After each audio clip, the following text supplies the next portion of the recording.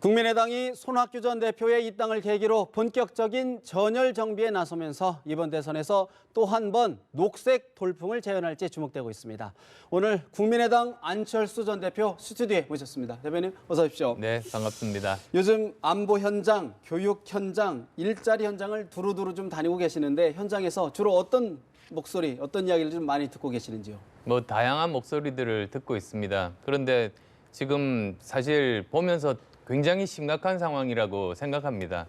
여러 가지 제가 5대 절벽이라고 사실은 표현을 하고 있습니다만 여러 가지 지금 곤란한 것들이 한꺼번에 지금 밀어닥치고 있습니다. 수출이면 수출, 내수면 내수, 일자리면 일자리, 그리고 인구도 지금 생산 가능 인구 감소가 시작되는 해입니다. 거기다가 외교까지 이 5대 절벽의 낭떠러지 앞에 우리가 서 있다는 거 현장 가면서 더 체감합니다. 그런 측면에서 오늘 오전에 각계각층의 전문가 지지그룹인 전문가 광장을 출범시켰습니다. 700여 명의 분들이 참여하셨다는데 어떤 모임이고 어떤 협의체인가요? 예, 말 그대로 전문가 모임입니다. 사실은 5년 전부터 여러 각계각층의 많은 전문가 분들과 여러 분야에 대해서 심도 있게 토론하고 고민해 왔습니다.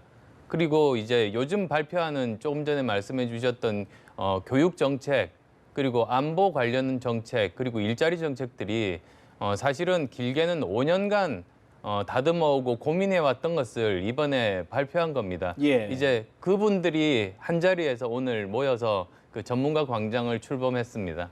앞으로 활동은 어떤 주로 활동을 하시게 되는 건가요? 토론을 하시는 건가요? 예, 정책 활동입니다. 그래서도 이제 각 분야마다 이미 발표했던 그런 부분들도 좀 더 다듬고, 그리고 사실은 중장기적인 구조적인 개혁도 필요하지만 단기 처방이 필요합니다. 그 개혁을 하자면 그 기간 동안은 고통받는 사람들이 많게 마련인데요. 그래서 이 둘을 같이 해야만 된다는 게 저희들 생각입니다. 그런 활동들을 함께 할 겁니다. 함께하고 사실 이제 더불어민주당 문재인 전 대표의 싱크탱크 국민성장과 이렇게 좀 오버랩이 되는 부분도 있는데 어떤 차별성이 좀 있는 건가요? 어떻게 보시나요?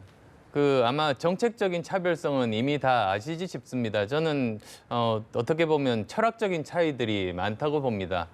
가장 중요한 일자리 정책만 들어보더라도 저는 그리고 이제 그 전문가 광장의 생각은 가장 기본적으로는 일자리는 민간과 그리고 기업이 주체다. 예. 거기서 만든다.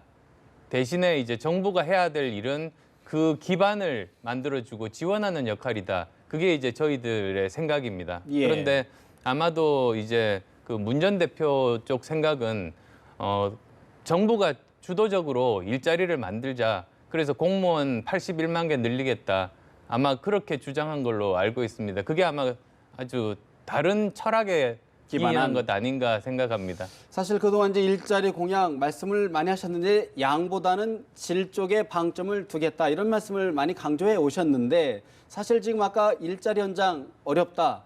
단기적으로 너무 어려운데 질 좋은 일자리를 만들려면 시간이 좀 필요한 것 아닌가 하는 우려가 있습니다. 그렇습니다. 그래서도 일자리 분야는 두 가지로 진행해야 됩니다. 우선은 정말 구조적인 걸 고쳐야 우리나라가 장기적으로 좋은 일자리들이 많이 생길 거 아닙니까? 그래서도 제가 생각하는 장기적인 것은 정부가 기업이나 민간에서 일자리를 만들 수 있도록 기반을 만들어주고 대신에 그전 정부들이 양적인 팽창 때문에 질 나쁜 일자리를 많이 만들었습니다. 그걸 질 좋은 일자리로 바꾸는 역할, 그 두 가지를 해야 된다는 건데요. 예. 문제는 이제 단기적인, 그리고 특히 청년 실업 문제가 심각합니다. 지금 작년 말에 9.8% 청년 실업률인데 실제로는 34%에 이른다는 미래부 발표도 있었습니다. 그리고 향후 5년간 더 악화됩니다. 왜냐하면 2010년에 35만 명 이상의 대학 입학생이 나왔고 2012년에 사상 최대로 많습니다. 그 사람들이 일자리 취업 현장에 이제 나오는 게 바로 올해부터 5년간입니다. 예. 사상 최악의 청년 실업 사태가 예견이 이미 되고 있습니다. 따라서 다음 정부는 5년 한시적으로 청년 실업 문제에 대한 특단의 대책이 필요하다. 그래서 저희가 그 중소기업에 취업하는 청년들에게는 대기업의 80% 수준의 임금을 받을 수 있도록 국가 지원 방법까지도 내놓은 겁니다. 사실 그렇다 보면 굉장히 장기적인 플랜과 단기적인 처방을 같이 한다 이런 말씀이신데 사실 이제 4차 산업 우리 안 대표님 계속 이제 일자리 과학 현장을 방문하시면서 4차 산업혁명을 강조해 오셨는데 그 부분에 예. 이제 일자리 부분도 좀 연계돼 있지 않습니까? 직접적으로 연계됩니다. 4차 산업혁명은 한마디로 융합혁명입니다. 뭐가 틀리는가? 1, 2, 3차 산업혁명은 한 가지 기술에 대한 혁명이었습니다. 전기기관, 전기, IT 기술이 1, 2, 3차인데요. 그러면 예측이 가능합니다. 그리고 정부가 계획해서 주도할 수 있습니다. 그런데 4차 산업혁명은 네. 여러 첨단 기술이 한꺼번에 발전하고 이들끼리 상상도 못하는 형태로 서로 합쳐집니다. 그래서 융합혁명이라고 말씀을 드렸는데요. 그러다 보니 정부에서 미래 예측이 불가능합니다. 그래서 오히려 이럴 때일수록 민간이 직접 해결을 하게 하고 정부는 계속 기반을 만들어주는 일을 예. 해야 된다는 겁니다. 즉 1, 2, 3차 때는 정부가 앞에서 끌고 갔습니다. 이제는 뒤에서 밀어주는 역할을 해야 된다는 게 핵심입니다. 그렇다 하더라도 약간 좀 뭔가 아직 감이 좀 안 잡히는 뭔가 좀 4차 산업혁명 자체가 좀 감이 안 잡히는 측면도 있지만 뭔가 좀 구체성이 좀 떨어진 것 같은데 민간이 한다 그러면 어떻게 좀 구체적으로 해야 되는 걸까요? 민간이 스스로 일자리를 만들고 경제 성장하기 위해서 가장 필수적인 기반이 세 가지가 있습니다. 교육을 통해서 창의적인 인재 기르는 일, 그건 국가에서 책임지고 해야 됩니다. 그다음 두 번째는 과학기술에 제대로 투자해서 우리만이 가질 수 있는 경쟁력을 확보해야 됩니다. 그다음에 세 번째는 그 산업 구조를 공정한 산업 구조를 만들어야 됩니다. 즉 실력이 백을 이기는 그런 구조를 만들어 놔야 노력하면 성공할 수 있구나 희망을 가지고 도전하게 되고 경제는 활력을 가지게 되고 성장하고 일자리를 만들 수 있게 되는 겁니다. 네. 그래서 제가 생각하는 가장 중요한 기반 세 가지가 바로 교육, 그리고 과학기술, 공정한 경쟁이 가능한 산업구조 개혁, 그 세 가지입니다. 그것이 이제 4차 산업혁명과도 연결돼 있다. 직접적으로 관련되고 그 중요성은 더 커집니다. 그 일을 정부가 해야 되는 겁니다. 사실 이제 지난 국회 교섭단체 대표 연설에서 이제 교육 개혁 구상을 밝히셨는데 학제 예. 개편 참 여러 가지 호응도 뜨거웠는데 좀 짧게 설명해 주신다고는 어떤 게 핵심인 건가요? 예, 제가 학제 개편 이야기를 했습니다. 왜 그랬느냐? 지금 현재 초중고 12년 동안 교육은 12년 내내 입시 준비를 하는 교육입니다. 그러다 보니 4차 산업혁명 시대에 정말 필요한 창의 인재를 키울 수 없게 돼 있는 겁니다. 그래서 제 제안은 이제는 그 12년 보통 교육을 입시 교육과 분리시키자. 그럴 때만 비로소 창의 교육, 적성 찾기, 그다음에 인성 교육이 가능해진다는 겁니다. 그리고 이제 그건 시간이 많이 걸리는 일입니다. 지금 당장 전부 바꾸자는 것이 아니고 네. 아마도 10년 정도에 걸쳐서 바꿀 수 있을 텐데 그럼 도중에 대통령이 바뀌지 않습니까? 그렇죠. 그러려면 정부 구조부터 또 바꿔야 된다고 제가 말씀드렸습니다. 지금 현재 교육부 체제가 아니라 오히려 국가교육위원회라는 것으로 만들고 예. 거기를 통해서 10년 장기 계획을 사회적인 합의를 하는 겁니다. 여야 정치권이 다 포함됩니다. 그런 식으로 하면 앞으로 그 대통령이 바뀌더라도 예. 여전히 그 계속될 수 있는 장기적인 교육 정책이 가능합니다. 현실적으로 학제를 개편하고 또 취학 연령을 밑으로 낮추고 하다 보면 현실적인 비용의 문제 사실 고민 안 할 수가 없는데 이 부분은 어떻게 해결해 가야 될까요? 비용의 문제도 그렇게 크지는 않습니다. 사실은 지금 현재 학령 아동 숫자가 지금 줄고 있습니다. 사실 굉장히 걱정입니다. 아마도 올해는 처음으로 신생아 수가 30만 명대로 떨어질 위기에 지금 처해 있지 않습니까? 근데 이제 교육개혁 관점에서 보면 여러 가지 그 학교 시설들도 지금 우리가 오히려 충분히 더 활용할 수 있는 운신의 폭이 더 많아지는 겁니다. 예. 그래서 이제 장기적으로 저는 10년 계획을 세워서 점진적으로 실행하기 때문에 그 예상되는 그런 예산은 그 비용은 효과에 대비하면 그렇게 크지는 않다고 확실히 말씀드립니다. 충분히 감당할 만한 수준이다. 감당 또 해야 됩니다. 감당해야 된다. 교육이 이대로 그냥 괜찮다는 사람은 아무도 없습니다. 지금 바꿔야 됩니다. 참 많은 질문을 이런 같은 질문을 받으셨을 것 같은데 사실 이제 조기 대선이 점점 이제 현실화된다는 분석이 많은데요. 좀처럼 지지율이 큰 폭의 상승을 못하고 있다 이런 말씀을 많이 드실 것 같아요. 어떤 생각이신지요? 예, 지지율이라는 것 자체가 여러 가지 정치적 상황에 따라서 요동치기 마련 아니겠습니까? 그래서 저도 아주 예전부터 그 일희일비하지 않고 제가 믿는 방향으로 계속 뚜벅뚜벅 걸어 나가고 직접 이제 실행에 옮긴다면 평가해 주실 거라고 믿고 있습니다. 그리고 특히 작년 10월 24일 저녁에 이제 최순실의 존재가 드러나면서 지금까지 계속 나라가 혼란 상태인데요. 네. 그 이후로는 저는 기준이 확실합니다. 저는 정치가 아니라 정치보다 나라 살리기라는 관점에서 거기에 최선의 방법만 찾아서 지금 실행에 옮기고 있습니다. 그래서 그런 부분들 다 국민들께서 평가해 주시리라고 믿습니다. 평가의 시점은 언제가 되시리라고 생각하시는지요? 아마도 헌법재판소에서 탄핵이 인용이 되고 그때부터 본격적인 대선이 시작이 됩니다. 그리고 이제 모든 그 뭐 지지율이나 평가 기준은 이제는 과거에 대한 것이 아니라 앞으로 우리나라를 도대체 어떻게 먹여 살릴 건가, 미래 대비를 누가 제대로 잘할 건가, 그것으로 본격적으로 평가 기준이 옮겨가게 됩니다. 그러면 그때부터 제대로 평가받을 수 있을 거라고 믿습니다. 그 맥락이 그동안 대표님께서 여러 차례 말씀해 주셨던 문재인 전 대표와의 양자 대결이 될 것이다라고 많은 말씀을 해주셨거든요. 같은 맥락인가요? 작년 말부터 제가 사실은 그렇게 예상하고 말씀을 드렸습니다. 반기문 총장 오시기도 전입니다. 그때 심지어 저 출입 기자들조차도 잘 안 믿었습니다. 근데 이제는 점점 제가 이야기하는 대로 돼가는 모습들을 보면서 이렇게 이제 일들이 새로 만들어지겠구나 그렇게들 믿고 있습니다.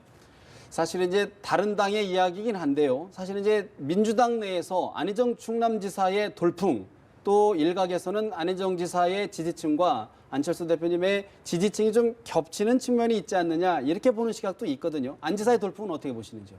예, 지지층보다 저는 친척이 겹칩니다. 친척이 같은 수능 안수입니다. 그런데 저 사실은 다른 당 내부 이제 경선 과정 아닙니까? 그래서 뭐 거기에 대한 예상을 제가 말씀드리는 건 적절하지는 않습니다. 마치 저희 당 내부 경선 예상을 그 민주당 주자들에게 물어보는 것과 비슷하겠다 싶습니다. 충남도청 가서는 안희정 지사의 승리를 비는 그런 취지의 말씀도 하셨는데요. 미래라는 관점에서 봤을 때는 네. 이제는 50대가 제대로 지금 정보화 시대를 넘어서 4차 산업혁명 시대로 이제 바뀌는 이 시점에서는 가장 적절하다라고 봅니다. 그렇다 그러면 이번 선거는 미래와 과거의 대결이다 이렇게 정리할 수 있는 건가요? 그렇게 돼야 우리나라가 한 걸음 더 앞으로 전진할 수 있다고 봅니다. 그런 측면에서요. 여러 해석이 나오고 있는데 사실은 이제 안 대표님 대표 연설에서요. 따뜻한 보수의 친구이자 합리적 진보의 든든한 동료다 이런 말씀하셨어요. 쉽게 얘기하면 경제는 진보, 안보는 보수다 이런 취지인데 어떤 맥락으로 이해해도 될까요? 저는 기본적으로 지금은 이념 논쟁의 시대는 이제 가고 있다고 봅니다. 특히 이제 최순실이 드러나면서 지금 우리나라가 혼란을 겪으면서 모든 사람들이 알게 됐습니다. 우리나라는 지금까지 진보 보수가 싸운 게 아니었습니다. 기본이 안 돼 있었던 겁니다. 뿌리까지 썩은 우리나라의 곳곳에 민낯이 다 드러났습니다. 그래서 다음 정부에서 해야 되는 일은 이 기본을 다시 세우는 일부터 시작해야 됩니다. 예를 들면 우리가 다시 정의로운 나라, 공정한 나라가 돼야 되지 않습니까? 정의의 진보 보수가 어디 있습니까? 그런 맥락에서 보면 저는 그런 우리나라가 합리적인 개혁이 필요하다고 믿는 사람들이 이제는 뜻을 함께해서 이 우리나라를 바꿔 나가야 된다는 그런 뜻으로 대표 연설 때 말씀드린 겁니다. 그렇다 그러면 안보, 진보와 보수의 의미는 없다. 그러면 어떻게 하는 것이 나라를 살린다는 그런 의미이신지요? 그러면? 저는 합리적 개혁이라고 말씀드렸습니다. 그리고 합리적 개혁이라고 하면 우선은 경제적으로는 사회적인 약자를 따뜻하게 품어야 그 사회가 지속 가능한 사회가 되지 않겠습니까? 근데 이게 저는 진보의 가치, 보수의 가치 이렇게 나눌 수 있는 것이 아니라고 봅니다. 그다음에 안보도 마찬가지입니다. 안보는 국가의 뿌리이고 기본입니다. 아무리 다른 일들, 경제활동이나 외교활동 아주 화려하고 다양한 일들을 할 수 있지만 안보에 구멍이 뚫리면 아무 일도 못하는 겁니다. 예. 그런 게 저는 상식이라고 생각합니다. 그런 측면에서 지금 당내에서는요, 한 사드의 한반도 배치 그 당론과 관련해서 전 대표님과 지금 현 대표 당내에 좀 이견이 있는 것 아니냐라는 일각의 우려도 있거든요. 그건 어떻게 정리하고 계시는지요? 그것도 역시 저는 상식적으로 말씀드리겠습니다. 자, 우리 외교에서 가장 중요한 기준은 무엇인가? 그건 국익입니다. 다른 게 없습니다. 세계 어느 나라도 다 외교는 국익이 가장 중요한 그 기준으로 삼고 외교 활동들을 하고 있는 겁니다. 그다음에 또 있습니다. 국가 간에 일단 합의가 된 사항에 대해서는 그다음 정권에서도 그걸 존중해야 된다는 겁니다. 큰 그 두 가지 원칙 하에서 모든 일들은 풀어가야 된다고 보고 있습니다. 그래서 사드 같은 경우에도 네. 지금 이제 미국 정부와 합의를 했습니다. 그럼 이제 다음 정부에서 할 수 있는 가장 최선의 방법은 미국 정부 그리고 중국 정부와 서로 그 소통해서 중국 정부가 대북 제재에 협력하고 그 결과로 북핵 문제 해결의 실마리가 이제 제공한다면? 풀릴 때 그때 우리는 미국 정부에다가 사드 배치 철회 그 요청할 수 있다. 그렇게 문제들을 풀어가는 게 가장 합리적인 방법이라고 생각합니다. 또 한 가지 질문을 드려야 될 것 같습니다. 사실 이제 그동안 안 대표님 자강론 스스로 강해져야 된다라는 말씀을 많이 하셨는데 또 당내 한편에서는 합리적인 보수 세력과 연대를 좀 해야 되는 것 아니냐라는 목소리도 있지 않습니까? 제가 정당도 자강론 그리고 안보도 자강 안보 이렇게 자강을 많이 쓰고 있습니다. 근데 저는 그것도 상식의 기준에서 저는 말씀드리고 싶습니다. 원래 정당이라는 것은 정당이 따로따로 생기는 이유가 뭡니까? 그 정당이 지향하는 비전이 다 다르고 그 대변하는 지지층들이 다르기 때문입니다. 그렇지 않다면 따로 존재할 이유가 없지 않습니까? 그래서 지금 현재 이렇게 여러 정당들이 있다면 각자가 자기가 어떤 일을 하겠다는 것을 비전을 제시하고 정책을 제시해서 국민들의 평가를 받아서 선거를 치르고 그 결과로 선거에서 승리한 정당이 있으면 네. 다른 정당들과 합의해서 이제는 그 협치를 하는 게 그게 정도입니다. 유럽의 대부분의 국가가 그렇습니다. 사실 이제 탄핵 심판 결론이 이제 임박했다는 분석이 많습니다. 요즘 주말 촛불 집회에도 나가고 계시지 않는데 굉장히 좀 배심이 필요할 것 같은 이야기인 것 같은데 현 정국, 탄핵 정국 어떻게 풀어가야 될까요? 예, 사실은 제가 촛불 집회 나가지 않았던 것도 저 나름대로 그것이 상식이라고 저는 생각했기 때문입니다. 왜냐하면 저는 그 국회에서 이 탄핵안이 통과되기 전까지는 시민들과 그 분노 또 불안을 함께 했습니다. 그런데 일단은 국회에서 통과되고 나서 헌재의 그 판단을 기다리고 있는 지금 이 시점은 저는 기다려주는 것이 맞다고 봅니다. 그리고 예. 헌재에서도 3월 13일 이전에 판단하겠다고 여러 번 그 의사를 밝혔습니다. 그러면 광장은 시민의 것이고 정치인들은 시민으로부터 부여받은 권한을 가지고 제도권 안에서 문제들을 풀어가는 게 맞다고 생각해서 저는 그렇게 입장을 취하고 있습니다. 알겠습니다. 오늘은 좀 시간 관계상 여기서 좀 질문을 마무리해야 될 것 같은데 안 대표님 말씀하신 합리적인 개혁 순풍을 타시기를 기대해 봅니다. 오늘 말씀은 여기서 드려야 될 것 같습니다. 말씀 잘 들었습니다. 네, 감사합니다.